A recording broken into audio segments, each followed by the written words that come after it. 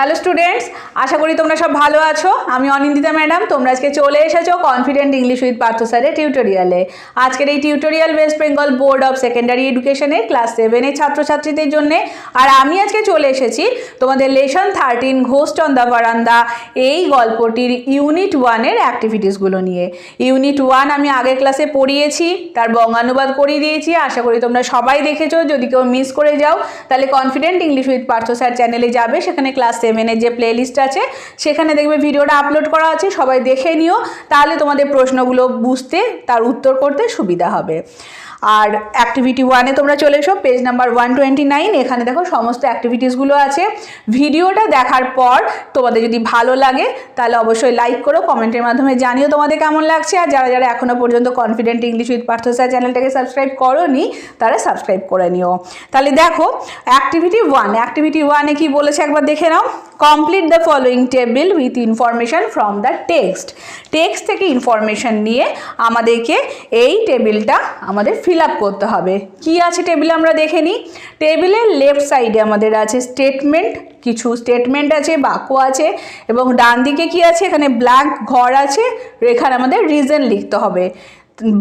বাঁ দিকে স্টেটমেন্ট দেওয়া আছে, ডান দিকে তার রিজন বা কারণ আমাদের লিখতে হবে। কোথা থেকে লিখতে হবে? আমাদের টেক্সট পোর্শন খুঁজে এখান থেকে ইনফরমেশন নিয়ে আমাদেরকে রিজন লিখতে হবে। চলো তাহলে নাম্বার এতে কি বলেছে দেখো। The author went to stay at Anil's house. লেখক অনিলের বাড়িতে থাকতে গিয়েছিল। তো এর কারণ কি ছিল? আমরা জানি যে অনিলের বাবা সেই রাতে শহরের বাইরে ছিল। তাহলে আমরা কি লিখব? যে Anil's father was out of town. Anil's father was out of town. Number B কি আছে দেখো। Anil's mother's told them ghost stories. অনিলের মা তাদেরকে ভূতের গল্প শুনিয়েছিল। এর কারণ কি ছিল? প্রথম লাইনে এর কারণ আছে দেখো। Anil's mother's memory was stored with an incredible amount of folklore and she would sometimes astonish আজের বদলে অ্যাস্ট্রোনাইজ দেম হবে with her stories of spirits and mysterious ghosts. তাহলে আমরা রিজনের ঘরে কি লিখব? Anil's mother's memory was stored with an incredible amount of folklore and she would sometimes astonished them with her stories of spirits and mysterious ghost. এরপরে statement C দেখো কি আছে। The boy in the classroom could stretch his hands 4 years. সেই ক্লাসের ছাত্রটি তার হাতটা 4 গজ বাড়িয়ে দিয়েছিল।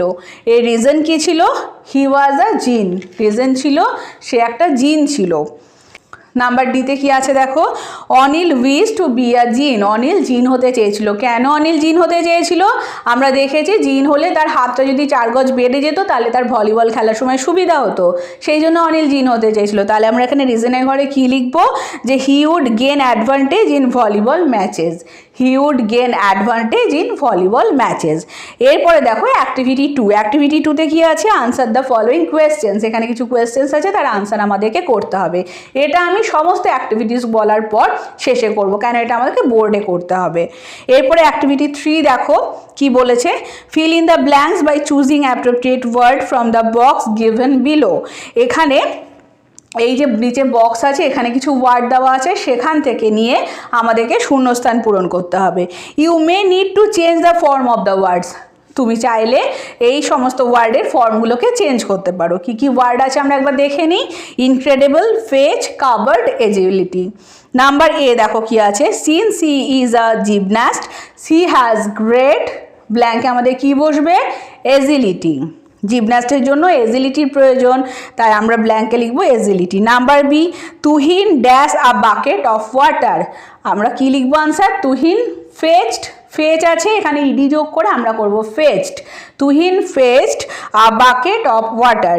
নাম্বার সি কি হবে? Your story is incredible. Number সিতে হবে ইয়োর স্টোরি ইজ ইনক্রেডিবল। তোমার গল্পটি অবিশ্বাস্য।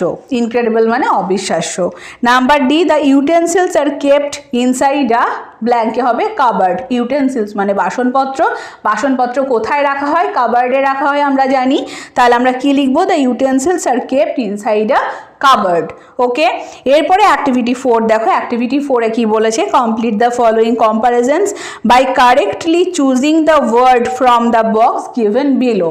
এখানে আমাদের তুলনা করতে হবে এবং আমাদের বক্সে যে শব্দগুলো আছে যেটা সঠিক হবে সেটা আমাদেরকে নিয়ে এই তুলনাগুলো ঠিক করতে হবে। আমাদের কি তুলনা করতে হবে আমাদের, আমরা দেখো অনেক সময় বলে থাকি রক্তের মতো লাল, চাঁদের মতন সুন্দর, বলি তো, ঠিক সেইগুলোই হচ্ছে তুলনা। তো এইরকমই আমরা এখানে বেশ কিছু তুলনা পড়ব।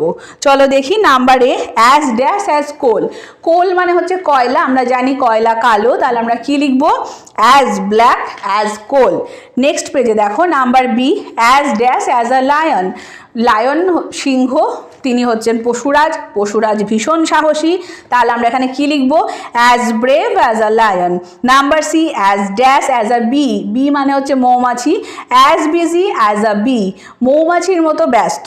Number D, as dash as a lamb. Lamb মানে ভেড়া, as gentle as lamb.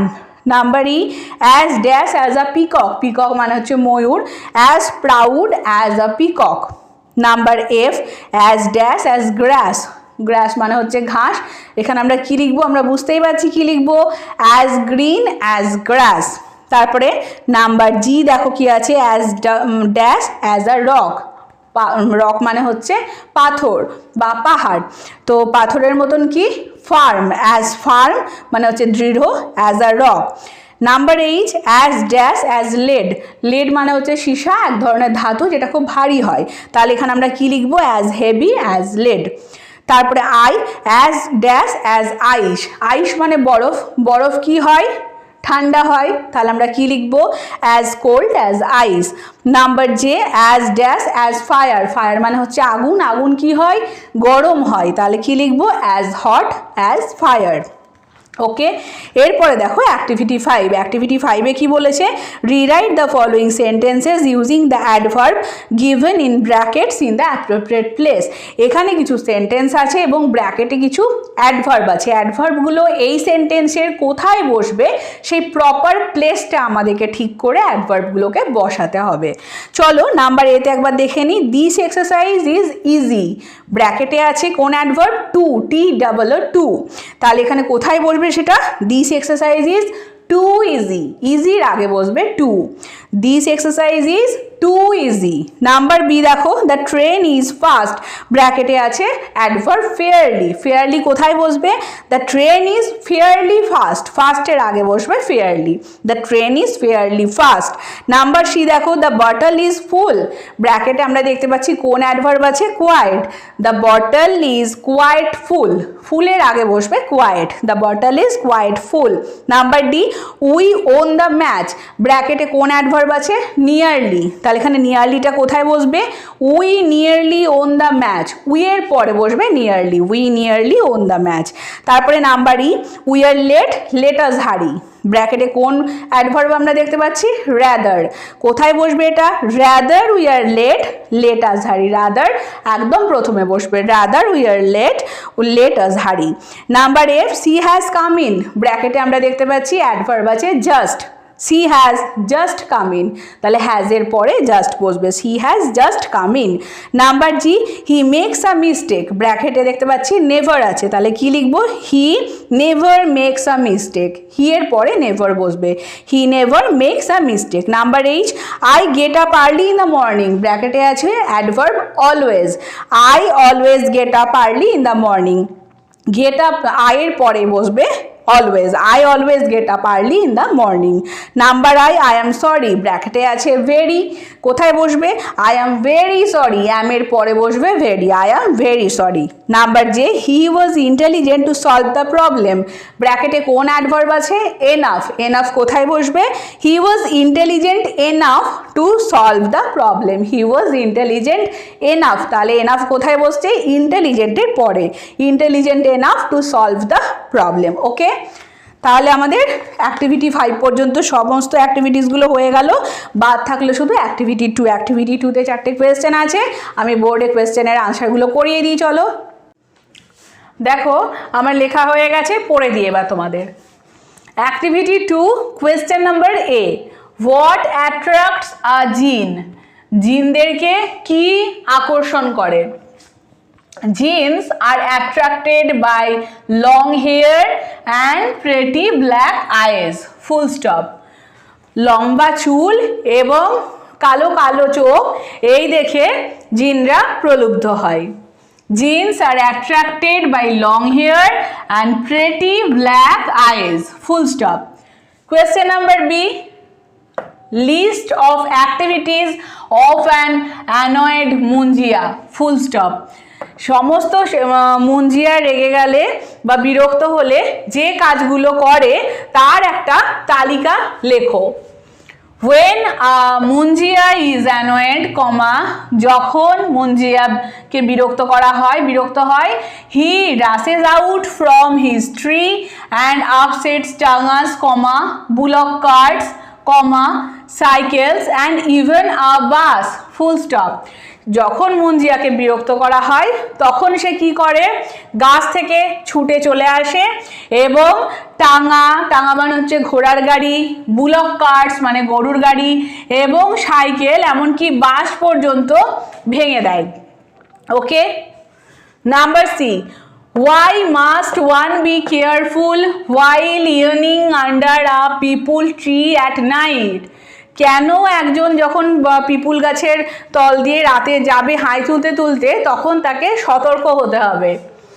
One must be careful while yearning under a peepul tree at night because যখন কেউ রাত্রিবেলা পিপুল গাছের তল দিয়ে হাই তুলতে তুলতে যাবে তখন তাকে সতর্ক হতে হবে, কারণ if someone does it without covering the mouth or snapping one's fingers in front of the mouth, the munjia will jump down the throat and completely ruin one's digestion, full stop. তাহলে যদি কেউ পিপুল গাছের নিচ দিয়ে রাত্রিবেলায় high তুলতে তুলতে যায় তাহলে তাকে অবশ্যই সতর্ক হতে হবে সে যেন মুখে হাত দিয়ে হাই তোলে কিংবা তার আঙুলগুলো দিয়ে তার মুখটাকে ঢেকে রাখে, তা না হলে মুঞ্জিয়া কিন্তু তার ঘাড় মটকে দেবে এবং তার হজম শক্তিকে নষ্ট করে দেবে।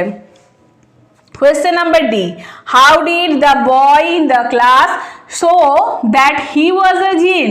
ক্লাসের মধ্যে সেই ছেলেটি কিভাবে দেখিয়েছিল যে সে একটা জিন? When the teacher asked the boy to fetch a book from the cupboard which stood at the far end of the room, without moving from his seat, he stretched his hands about 4 years before touching the book, full stop. যখন teacher ছেলেটিকে একটা বই আনতে বলেছিল covered থেকে তখন ছেলেটি তার নিজের জায়গা থেকে এক চুলও না সরে তার হাতটাকে 4 গুণ বাড়িয়ে দিয়েছিল, 4 গজ বাড়িয়ে দিয়েছিল সেই বইটা আনার জন্য এবং সেটা টিচারকে দিয়েছিল। This is how the boy showed that he was a jinn, full stop. এবং এইভাবেই ছেলেটি দেখিয়েছিল যে সে একটা জিন। কোনো নর্মাল ছেলে এইরকম হঠাৎ করে তার হাতটাকে 4 গজ বাড়িয়ে দিতে পারবে না, সে যে জিন এখান থেকেই তার প্রমাণ সবাই পেয়েছিল। ওকে, তাহলে আমি আরেকবার পড়ে দিই, দেখো অ্যাক্টিভিটি 2 এর question number A, what attracts a jinn? Answer, jeans are attracted by long hair and pretty black eyes, full stop. আমি দেখো একদম বই থেকেই তোমাদেরকে আনসারগুলো করিয়েছি। Question number B, list of activities of an annoyed munjia, full stop. Answer, when a munjia is annoyed, he rushes out from his tree and upsets tongues, bullock carts এর মাঝখানে hyphen, cycles and even a bus, full stop. Question number C, why must one be careful while yearning under a peepul tree at night?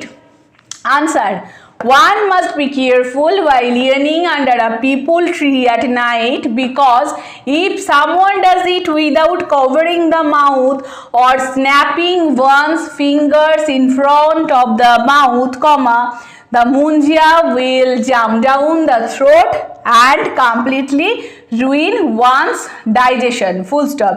এখানে দেখো once এও apostrophe আছে, এখানে once এ apostrophe আছে, খেয়াল করো এটা। Question number D, how did the boy in the class show that he was a jinn?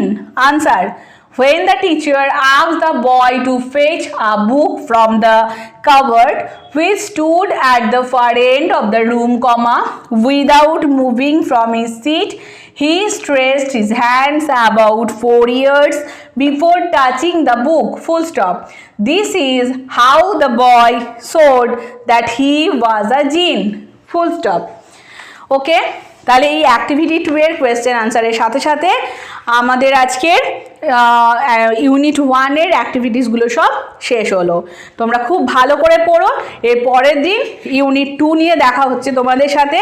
সবাই ভালো থেকো, সুস্থ থেকো, আর আমার ভিডিও যদি তোমাদের ভালো লাগে তাহলে অবশ্যই লাইক করো, কমেন্টের মাধ্যমে জানিও কেমন লাগছে এবং শেয়ার করো।